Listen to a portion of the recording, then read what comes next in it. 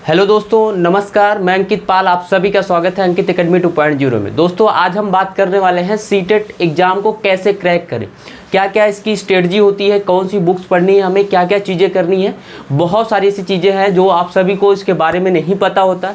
Exam देते हैं, last में फेल होते हैं।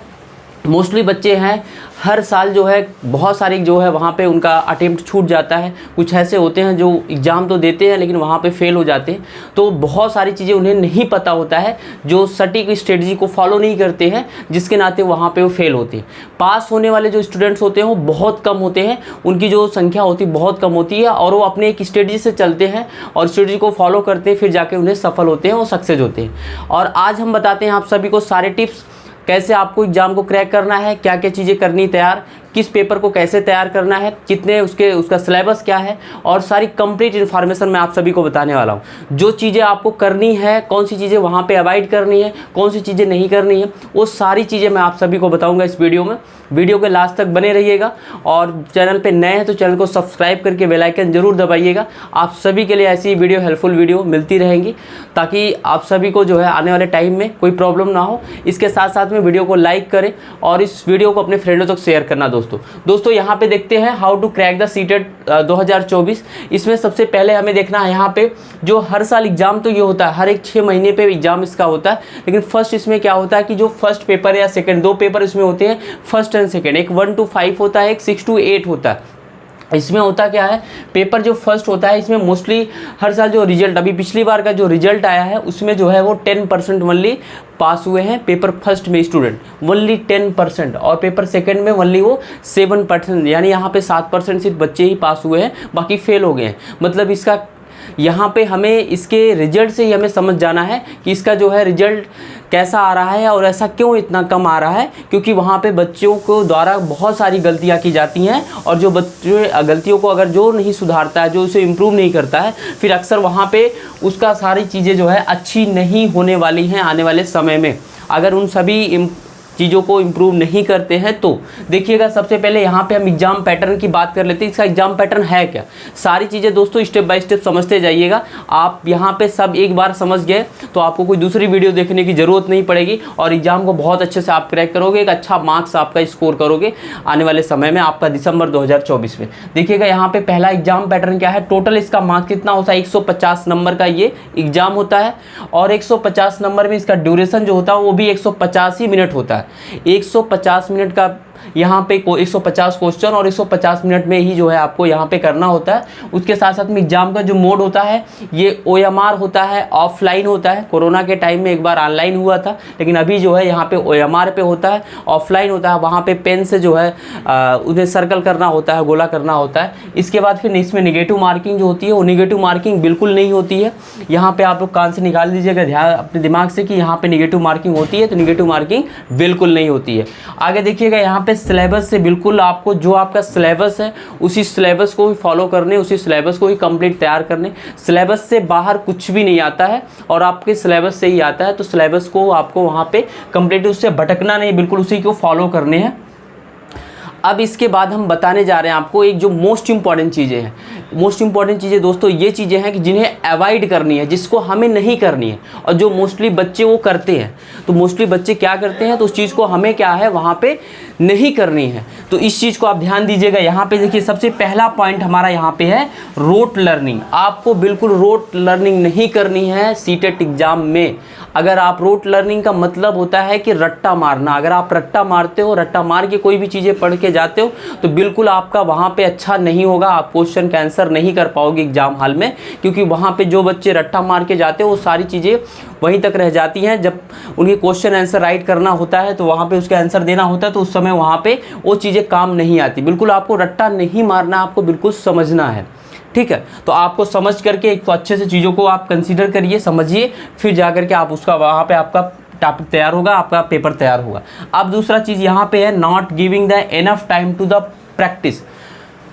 ज़्यादातर बच्चे जो होते हैं वो क्लास तो अटेंड करते हैं, सारी चीज़ें करते हैं, और वहाँ पे अपने सिलेबस को भी कवर कर लेते हैं कुछ लोग, और कुछ लोग को तो नहीं कवर हो पाता है। लेकिन वहाँ पे करते क्या है, ये सारी चीज़ें कवर करने में ज़्यादा अपना टाइम वेस्ट कर देते हैं, बट वहाँ पे प्रैक्टिस नहीं होती करते, प्रैक्टिस नहीं करते हैं। ज़्यादा से ज़्यादा हमें प्रैक्टिस करने की नीड होती है। तो यहाँ पे ये दोस्तों प्रैक्टिस नहीं करते हैं, और इसी प्रैक्टिस ना करने की वजह से जो है उनका मार्क्स वहाँ पे कम आता है। आप जैसे किसी एग्जाम हॉल में चले गए अचानक से, और आप पहले से उसके बारे में प्रैक्टिस नहीं की हो, तो आपको कोई आकलन नहीं होगा, आपके पास ना तो कोई नॉलेज होगा कि किस टाइप के क्वेश्चंस आते हैं और वहाँ पे क्या क्या चीज़ें होती हैं, कैसे किस टॉपिक से देता है क्वेश्चन, किस टाइप से देता है। ये सारी चीज़ों का अगर आपके पास नहीं होगा नॉलेज, तो फिर आप वहाँ पे क्वेश्चन का आंसर कैसे दे पाओगे।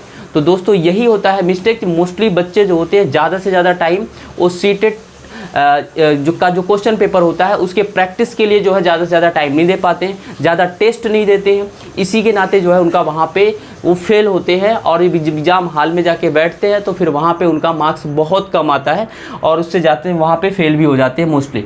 आगे ध्यान दीजिएगा, नेक्स्ट है 3rd नंबर, यहाँ पे ध्यान देना है हमें।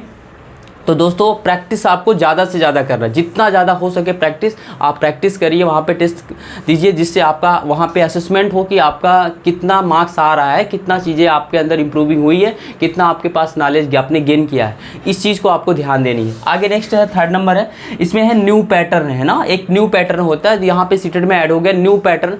न्यू पैटर्न में क्या है, एक असर्शन और रीजन का क्वेश्चन आता है, एक असर्शन और रीजन का क्वेश्चन आता है। इसमें ज़्यादा नहीं, 6 से 4 मार्क्स का आता है, तो वहाँ पे 4 से 6 मार्क्स आता है यहाँ पे। तो असर्शन और रीजन के क्वेश्चंस आपको करने हैं। इसमें थोड़ी सी कन्फ्यूजन होती है, आप इसको अच्छे से प्रैक्टिस किए रहेंगे तो वहाँ पे जाके चीज़ों को अच्छे से कर पाएंगे। अदरवाइज आपके लिए इम्पॉसिबल होगा कि वहाँ पे असर्शन और रीजन के क्वेश्चन करें, क्योंकि थोड़ा सा ये टफ होता है, चीज़ घुमा के पूछता है। लगता है हमें ऑप्शन इसका यही सही है, बट हमने वहाँ पे बहुत सारी गलतियाँ कर देते हैं कि जैसे जो ए होना चाहिए वो बी करते, बी होना चाहिए तो ए कर देते हैं। यहाँ पे ध्यान दीजिएगा। नेक्स्ट क्या करते हैं दोस्तों, यहाँ पे नेक्स्ट वाला जो है यहाँ पे ग्रामर है, पैसेज।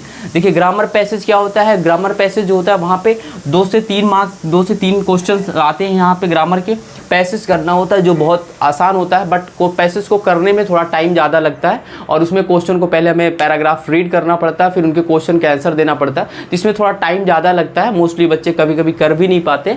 तो यहाँ पे आपको ये सारे क्वेश्चंस को करना है, भले आपको इस तरीके से टाइम मैनेज करना है, थोड़ी अपनी स्पीड को, जैसे क्वेश्चन सॉल्व करने की स्पीड जो होती है आप उसको थोड़ा जल्दी आप उसे मैनेज करके लेके चलेंगे अगर, तो फिर जाकर के आपकी सारी चीज़ें कवर हो जाएंगी।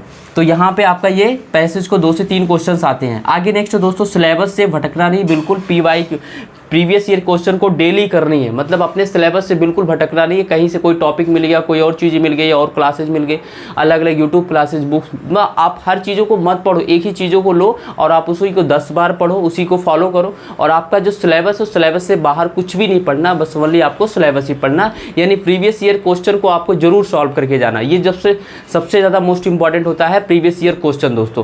प्रीवियस ईयर क्वेश्चन अगर आपने नहीं सॉल्व किया है तो यहाँ पे आपके लिए प्रॉब्लम होगा, क्योंकि आपको कभी कभी होता है कुछ प्रीवियस ईयर क्वेश्चन हमारे आगे चले रिपीट भी होते हैं, मोस्टली होते हैं, तो यहाँ पे आपको सॉल्व करना है। इसके साथ में नेक्स्ट है प्रीवियस ईयर के 2000 कब से कब आपके प्रीवियस ईयर के क्वेश्चन को सॉल्व करना है। सबसे ज़्यादा इंपॉर्टेंट ये होती है। तो बहुत सारे बच्चे होते हैं 10 ईयर का, 5 ईयर का, 8 ईयर का, ऐसे होता है, लेकिन ज़्यादा नहीं। देख लीजिए आप यहाँ पे प्रीवियस ईयर के क्वेश्चन आपको 2020 से लेकर 24 यानी 4 साल का ये हो गया, और 1 साल और, यानी आप 5 साल के प्रीवियस ईयर क्वेश्चन को सॉल्व कर लेंगे 2020 से लेकर 24, और उसके बाद 18 का भी जो है यहाँ पे उन्हें सॉल्व कर लेनी है। तो इससे क्या होगा कि आपके पास एक अच्छा नॉलेज हो जाएगा कि हाँ हमारे प्रीवियस ईयर क्वेश्चन में जो है कौन कौन से आए हैं, किस टाइप से आए हैं, और क्या क्या क्वेश्चन वहाँ पे पूछा गया। ये सारी चीज़ें आपकी यहाँ पे तैयार हो जाएंगी, ये क्लियर हो जाएंगी। तो इतनी सारी चीज़ें आपको समझ में आ गया होगा दोस्तों। अब आगे हम बढ़ते हैं यहाँ पे कैसे हमें पढ़ना होगा, ये सारी चीज़ें आपको ध्यान देनी है। तो यहाँ पे पढ़ने के लिए अभी मैंने आपको बताया प्रीवियस ईयर क्वेश्चन, तो प्रीवियस ईयर क्वेश्चन को ज़्यादा से ज़्यादा सॉल्व करना है, ज़्यादा से ज़्यादा वहाँ पे क्लियर करना। उसके साथ में आपको एनसीईआरटी भी पढ़नी है। एनसीईआरटी जो है मोस्टली सारे जो क्वेश्चंस आते हैं वहाँ पे हमारे एनसीईआरटी से आते हैं, तो एनसीईआरटी को आपको कवर करना है। एनसीईआरटी में जैसे अगर हम बात करें यहाँ पे, तो मैं यहाँ पे बात करूँ अगर ईवीएस की, तो अगर आपको ईवीएस की पहले पेपर की तैयारी करनी है, तो ईवीएस में आपको अगर मान लो 6 to 8 करना है, तो 6 to 8 करने के लिए हम यहाँ पे क्या करेंगे, ये पेपर सेकेंड अगर है हमारा 6 to 8, और 6 to 8 की अगर करनी है तो हमें एनसीईआरटी पढ़नी होगी। एनसीईआरटी अगर हम पढ़ते हैं ईवीएस की, तो वहाँ पे हमारा वो पेपर तैयार हो जाएगा ईवीएस में।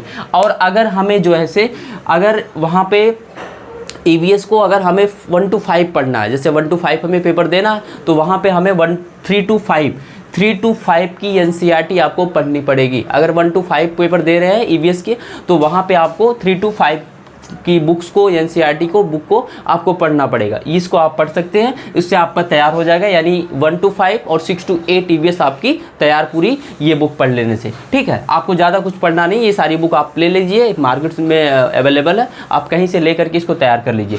अब बात करते हैं हम एसएसटी की। तो एसएसटी पेपर होता है हमारा, एसएसटी बच्चे, एसएसटी में क्या होता है, अगर 6 to आपको 8 तैयार करना है तो उसमें भी सेम चीज़ें यहाँ पे है, हिस्ट्री, पॉलिटी और ज्योग्राफी होता है। तो हिस्ट्री, पॉलिटी और ज्योग्राफी जो होता है यहाँ पे, इनको आप तैयार कर सकते हो 6 to 8 की एनसीईआरटी बुक को लेकर के। 6 to 8 की एनसीईआरटी बुक अगर आप यहाँ पे ले लेते हैं तो फिर इससे आपका ये तैयार हो जाएगा, और उसके साथ साथ में पेडागोजी तैयार हो, ये सारी पेडागोजी पूरी तैयार हो जाएगी, आपको इसमें कोई प्रॉब्लम नहीं होगी एसएसटी में। अब उसके बाद फिर ईवीएस में बात किया मैंने, ईवीएस में वही आपको बताया, यहाँ पे 6 to 8 ही लेना है, और 6 to 8 ले करके इसे तैयार करना तो आपकी ईवीएस और उसके साथ साथ में एसएसटी, ये सारी चीज़ें तैयार हो जाएंगी। दोस्तों अब इससे ज़्यादा इंपॉर्टेंट एक चीज़ और है आपका, अभी मैंने आपको 2 सब्जेक्ट का बताया, उसके बाद से यहाँ पे देखिएगा नेक्स्ट सब्जेक्ट आपका हिंदी है। हिंदी आपको बुक से पढ़ लेनी, जो कॉमन होता है बिल्कुल, और आपको टॉपिक वाइज पढ़ लेना, जो आपके सिलेबस में है वही चीज़ें आपको पढ़ लेनी है, तो वो आपका तैयार हो जाएगा। तो यहाँ पे हो गया हिंदी। उसके बाद है नेक्स्ट होता है सीटेट होता है। सीटेट में आपको ऑनलाइन कोई क्लास लेनी है आपको यहाँ पे, और ऑनलाइन क्लास लेने के साथ साथ में अगर आप बुक पढ़ सकते हो तो बुक पढ़िए, क्योंकि सीडीपी जो है आपका थोड़ा सा वहाँ पे कॉम्प्लेक्स होता है, तो इसके लिए वहाँ पे आपको क्लास लेनी पड़ेगी, क्योंकि उसके लिए समझना पड़ता है, और वहाँ पे अगर हमें अच्छे से इसका समझ नहीं है तो हम सीडीपी में मोस्टली क्वेश्चन लगता तो है ये हमारा सही हो जाएगा, लेकिन वहाँ पर सही करके हम चले भी आते हैं, लेकिन वो सही होता नहीं है, वो उसका आंसर गलत हो जाता है। तो गलत होने के नाते यहाँ पे हमारा जो है आंसर हम सही से नहीं दे पाते हैं, तो इसलिए सीडीपी को आपको अच्छे से क्लास लेनी पड़ेगी। आप बुक से भी पढ़िए, उसके साथ साथ में आप क्लास लीजिए, ताकि आपको सारी चीज़ें क्लियर हो जाए। ठीक है, उसके बाद नेक्स्ट है मैथ है। मैथ है तो आपका जो सिलेबस है, उस सिलेबस में मैथ का जो अलग अलग टॉपिक दिया होगा, उस टॉपिक को अलग अलग गूगल से आप यूट्यूब पे पढ़ सकते हो, वहाँ पे सर्च करके जो अलग अलग टॉपिक से आपके वीडियोज आ जाएंगे, तो वहाँ पे आप कहीं से भी पढ़ सकते हो। इसके लिए आपको या तो फिर बुक से पढ़ लीजिए या यूट्यूब से पढ़ लीजिए, जहाँ से भी आपको अच्छा लगे, तो सिर्फ आपको वहाँ पे सिलेबस कंप्लीट करना है इसका। ठीक है, मैथ में आगे नेक्स्ट इंग्लिश है। इंग्लिश को भी आप वहाँ पे बुक से पढ़ सकते हो। अगर आपको लगता है नहीं समझ में आ रहा तो आप यूट्यूब से पढ़ लीजिए, टॉपिक वाइज जो आपके टॉपिक सीटेट के टॉपिक में दिया गया है कि ये टॉपिक्स आने वाले, उस टॉपिक को आपको तैयार कर लेनी। यहाँ पे ये इंग्लिश का होगा। अब एक चीज़ और करनी है दोस्तों आपको, जो मोस्ट इंपॉर्टेंट है यहाँ पे देखिएगा, यहाँ पे एग्ज़ाम से पहले, अब मोस्टली बच्चे क्या करते हैं कि एग्ज़ाम से हमें पहले क्या होता है कि वहाँ पे प्रैक्टिस सबसे ज़्यादा करनी है। अगर जो जितना ज़्यादा प्रैक्टिस करेगा एग्ज़ाम के पहले, उतना ज़्यादा जो है वहाँ पे अच्छा कर पाएगा। अगर प्रैक्टिस नहीं होगी तो फिर अच्छा नहीं हो पाता। एग्ज़ाम में मोस्टली फेल इसीलिए होते हैं क्योंकि वहाँ पे प्रैक्टिस नहीं होती है। तो प्रैक्टिस हमें सबसे ज़्यादा इनफ होता है कि हमें इनफ प्रैक्टिस करनी होती है, और इनफ प्रैक्टिस अगर हम करते हैं कंटिन्यू, तो एग्ज़ाम से हमें कंटिन्यू पहले जितनी भी प्रैक्टिस करेंगे उसका बहुत ज़्यादा बेनिफिट हमें उनके रिजल्ट में मिलता है। तो इसलिए जो है वहाँ पे अगर हम अच्छा करें कि प्रैक्टिस करेंगे तो अच्छा जाके एग्ज़ाम में करेंगे, फिर आपका रिजल्ट भी अच्छा ही होगा। तो इस तरीके से दोस्तों यहाँ पे ये आपका होना चाहिए, ज़्यादा से ज़्यादा इनफ, जितना आप प्रैक्टिस कर सकते हो उतना प्रैक्टिस करिए, हर एक सब्जेक्ट को, हर पेपर को तैयार करिए। उसके साथ में एक नेक्स्ट चीज़ है जो मोस्टली बच्चे नहीं करते हैं कि जो जब एग्ज़ाम देने जाते हैं तो एग्ज़ाम देते हैं वहाँ पे ऑफलाइन होता है। ऑफलाइन में क्या होता है, उनके OMR सीट पे सर्कल करना होता है। अब जब उन्हें OMR सीट पे सर्कल करना होता है, ऐसे गोला करना होता है, तो ये जो सर्कल करना होता है, ये चीज़ें जो है वहाँ पे मोस्टली बच्चे बहुत स्लो करते हैं। स्लो करने का मतलब जल्दी से फिलअप करने में, जैसे उन्हें जब भी OMR मिलता है तो उसके बाद वहाँ पर वो लेट से अपना नेम, क्लास, अपना रोल नंबर वगैरह यही सारी चीज़ें फिलअप करने में काफ़ी टाइम लगा देते हैं। और उसके साथ में ये जो सर्कल यहाँ पे फिलअप करना होता है, गोला करना होता है, इसको करने में ज़्यादा टाइम लगाते हैं। तो ये चीज़ें जो है आपको थोड़ा जल्दी करनी है और उसके स्पीड से थोड़ी करनी है। उसके साथ साथ में यहाँ पे दूसरी चीज़ें ये है, आपको जो क्वेश्चन जो रीडिंग करना है वो आपकी रीडिंग स्किल अच्छी होनी चाहिए। रीडिंग मतलब आप क्वेश्चन को रीड करिए, उसके बाद उसे जल्दी से समझ के फिर उनके जो ऑप्शंस हैं, उनका जो आंसर है, उस आंसर पे जाकर के आप वहाँ पे सर्कल करिए, यानी गोला करिए जो ऑप्शन में सही लग रहा है। मोस्टली बच्चे यही करते हैं कि वहाँ पे क्या होता है कि सर्कल करने में उन्हें ज़्यादा टाइम लगता है, गोला करने में ज़्यादा टाइम लग जाता है और जिससे टाइम पूरा व्यतीत हो जाता है। और क्वेश्चन क्या होता है यहाँ पे काफ़ी CDP वगैरह के क्वेश्चन काफ़ी जो होते हैं वहाँ पे लॉन्ग आते हैं, जो पैराग्राफ काफ़ी कई पैराग्राफ में होते हैं जिसे समझने में भी टाइम लगता है। ऐसा नहीं कि समझने में वहाँ पे टाइम नहीं लगता, लेकिन यही चीज़ें अगर आपकी काफ़ी प्रैक्टिस रहती है, काफ़ी स्पीड से आप चीज़ों को करते हो, तो वहाँ पे क्या होगा, आपका टाइम बचेगा, जो वो सारा आगे का क्वेश्चन वहाँ पे आप अटेम्प्ट कर पाओगे, क्वेश्चन को सॉल्व कर पाओगे। इससे आपका कोई क्वेश्चन छूटेगा नहीं। मोस्टली बच्चों का क्या होता है, 3 पेपर हो गया तो चौथा में छूट जाता है, कभी चौथा हो गया तो 5वां भी छूट जाता है, कोई एक पेपर छूट जाता है, या कभी कभी होता है कुछ क्वेश्चन छूट जाते हैं। ऐसे होता है, उससे क्या होता है उनका वहाँ पे लास्ट में अगर कोई संभावनाएं रहती है कि नहीं हम पास हो जाएंगे, 2-3 मार्क्स के लिए आपका लगता है फंसता है, तो वहाँ पे क्या होता है उसके लिए फेल हो जाते हैं, क्योंकि कुछ क्वेश्चन वहाँ पे नहीं कर पाते। आपको ये ध्यान देना है ये सारी चीज़ें कि हमें यहाँ पे जो चीज़ें करनी है उसे थोड़ा स्पीड से करनी है, ताकि हम सारे क्वेश्चन को अटेम्प्ट कर लें। उसके साथ में सारे क्वेश्चन का हमें रीड करके जल्दी जल्दी से उनके आंसर को देना है, और उसके साथ में आपको जो है यहाँ पे बेहतर तरीके से सारी चीज़ों को फिलअप करना है। फिर जा करके यहाँ पर जो भी मैंने स्ट्रेटजी आपको बताई है, जो भी सारी चीज़ें मैंने बताई हैं, इन सभी चीज़ों को अगर आप फॉलो करते हो तो श्योर है कि आपका सीटेट 2024 में या अनदर कोई आने वाला जो भी एग्जाम्स होगा उनमें आपका बहुत अच्छा मार्क्स आएगा। और उसके साथ साथ में जो है आप सभी को एक चीज़ और भी ध्यान देनी है कि यहाँ पे आपका जो यहाँ पे सिलेबस है, इस सिलेबस को तो पहले आपको बहुत अच्छी समझ होनी चाहिए। अगर आपको सिलेबस की समझ नहीं है और इसके एग्ज़ाम पैटर्न की ये सारी चीज़ें जो मैंने बताई, इन सब की अगर समझ नहीं है तो आप बिल्कुल अच्छा नहीं कर पाओगे। और इन सारी चीज़ों को आप दोस्तों फॉलो करिएगा, श्योर है आपको सारी चीज़ें अच्छी होंगी। तो आई होप, मुझे आशा है कि आप सभी को जो है ये वीडियो अच्छी लगी होगी और आप सभी को ये नॉलेज अच्छा होगा, आपके लिए हेल्पफुल रहेगा जो आने वाले टाइम में। तो आप सभी इस वीडियो को लाइक करना, शेयर करना और चैनल को सब्सक्राइब करके बेल आइकन प्रेस करना, ताकि आप सभी को फिर से ऐसी वीडियो मिलती रहे। तब तक के लिए थैंक यू, जय हिंद।